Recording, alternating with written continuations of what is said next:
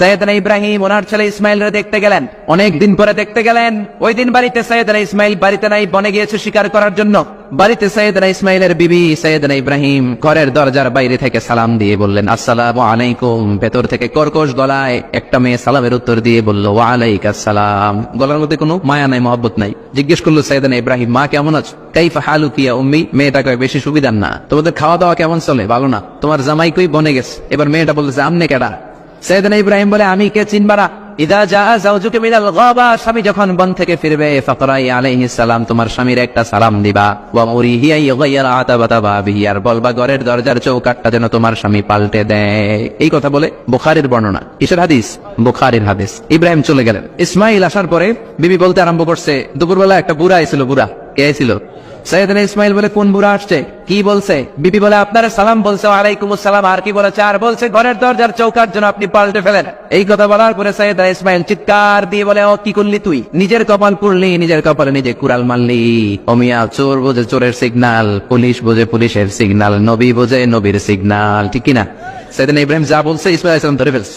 দেখে বললে এটা বুড়া না, এটা তোর শ্বশুর, এইটা আমার বাবা ইব্রাহিম খলিল। আমার বাবা যা বলেছে, সিগন্যালটা তো গ্রিন সিগন্যাল না, এটা তো রেড সিগন্যাল, এটা তো বিপদ সংকেত। আমার বাবা যা বলেছে এর মানে হলো তোরে যেন আমি তালাক দেই।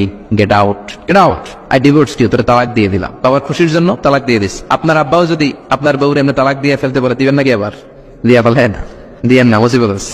আপনার বাবাও বাবা, সৈয়দনা ইসমাইলের বাবা, ইব্রাহিমও বাবা, ঠিক কিনা?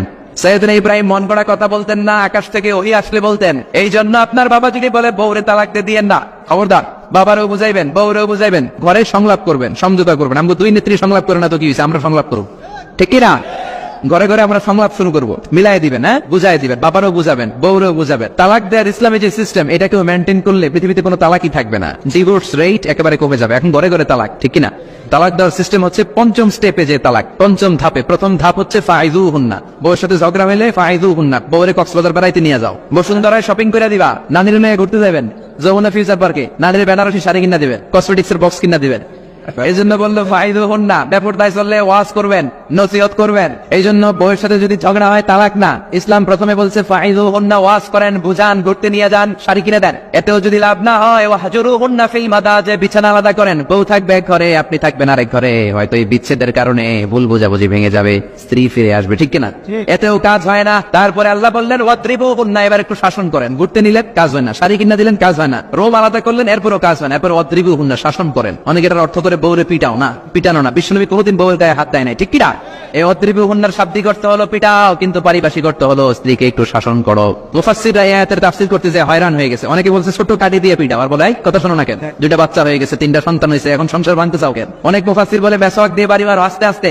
অনেক মুফাসসির কয় কোল বালিশ দিয়ে পিটাও, যাতে হাত পা না ভাঙে, ঠিক কিনা? ওয়াদ্রিবুহুন্না, শাসন করো। শাসনও যখন কাজ হয় না, তারপরে আল্লাহ বললেন ফাবআসু হাকামাম মিন আহলিহি হাকামাম মিন আহলিহা, উভয় পক্ষের মুরব্বীরা বসবে, মিলায় দেওয়ার চেষ্টা করবে। এতেও কাজ হয় না। 4টা স্টেপ শেষ, পঞ্চম স্টেপে তালাক। তাও রাগের ছোট আমরা বলে দিই 3 তালাক, 22 তালাক, এভাবে না। তালাক দুই ধরনের, তালাক আর সুন্নি, তালাক আল বিদঈ। একটা সুন্নতি তালাক আর একটা বেদাতি তালাক। বেদাতি তালাক দেয়া যাবে না, সুন্নতি তালাক দিবেন। মানে প্রতি মাসে একটা, আপনার বউয়ের যখন মাসিক হয় না, যখন পিরিয়ড হয় না, আপনার বউ যখন সুস্থ আছে, ক্লিন আছে, তখন এক তালাক। 1 মাসের মধ্যে ফিরে আনার সুযোগ আছে না নাই? 1 মাস পরে দিবেন দ্বিতীয় তালাক, দ্বিতীয় মাসেও ফিরে আনার সুযোগ আছে না নাই?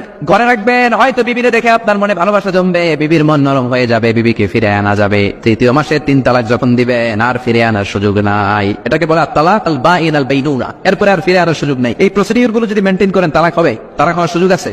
এজন্য এগুলো মেনটেন করে তালাক দিবেন, ডিভোর্স রেট